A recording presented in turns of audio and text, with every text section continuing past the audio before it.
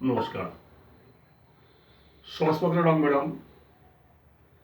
আজকে আমি সব্যসাচী 2025-এ আজকে শঙ্করচূড়ের লেখা অবলম্বনে একটি কবিতা আপনাদের শোনাচ্ছি।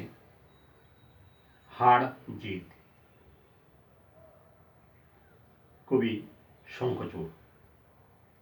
জীবনযুদ্ধে হার জিত থাকে। 2024-এ হার জিত হয়েছে।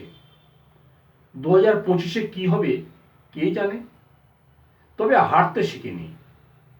এ কথা বলাটা অহংকার। আহম্মকরা এ কথা বলে। একজন আছে, সে বসে বসে হাসে। ঘড়ির লাটাইয়ের সুতোটা ছাড়তেই থাকে, ছাড়তেই থাকে।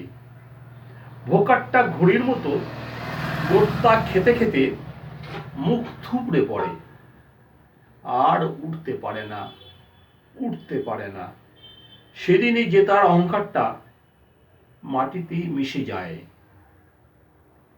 সেই হারটা জীবনের সব থেকে বড় হার। কাঁটার হার হয়ে গলার টুটি চেপে ধরে।